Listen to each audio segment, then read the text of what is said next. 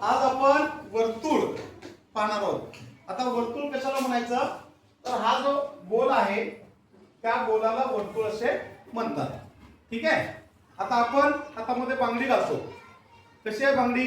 म्हणजेच वर्तुळाकार. बांगडीचा आकार कसा आहे? आपण जे जेवतो चपाती, चपातीचा आकार कसा आहे? गोल असणाऱ्या भागाला आपण काय म्हणतो? वर्तुळ. वर्तुळामध्ये वर्तुळ काढत असताना त्या ठिकाणी कंपास पेटीच्या साहाय्याने, आता हा जो कंपास आहे हा काय आपल्या कंपास पेटीमधला एक साहित्य आहे, कंपास. त्याचं नाव आहे कंपास. कंपासचं लोखंडी टोक आपण मध्यबिंदूला ठेवतो इथं आणि गोल वर्तुळ काढतो. बरोबर? त्यावेळेस वर्तुळ बरोबर निघतं. मग याला जे आपण लोखंडी टोक या ठिकाणी ठेवलेला आहे त्याला म्हणायचं केंद्रबिंदू. काय म्हणायचं त्याला? केंद्रबिंदू. त्याला म्हणायचं केंद्रबिंदू. त्याच्यानंतर या केंद्रबिंदू पासून वर्तुळाच्या परिघाला टच होईपर्यंत जी रेषा काढली त्याला म्हणायचं त्रिज्या. काय म्हणायचं? त्रिज्या. आणि या मध्य भागापासून म्हणजे केंद्रबिंदूतून छेदून जाणारी ही जी रेषा आहे या परिघाला इथे टच आहे आणि या परिघाला इथे टच आहे आणि हे त्याच्या बरोबर या सेंटर मधनं गेलेली आहे मध्यबिंदू. त्याला म्हणायचं व्यास. काय म्हणायचं? व्यास.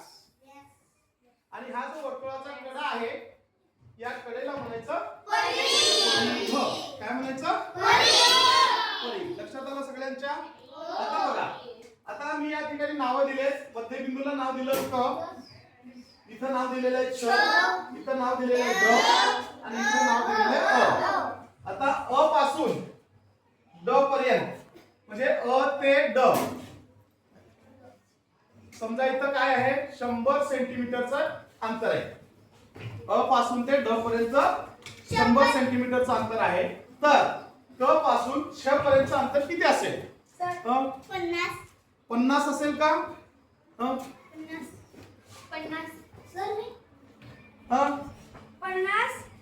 50 सेंटीमीटर असेल. नुसतं 50 नाही, काय असेल? 50 सेंटीमीटर. म्हणजे काय, याच्यावरून काय लक्षात आलं? हा जो व्यास आहे त्रिज्येच्या दुप्पट आहे. लक्षात येते का? बघा, व्यास हा त्रिज्येच्या दुप्पट असतो किंवा त्रिज्या ही व्यासाच्या निमपट असते.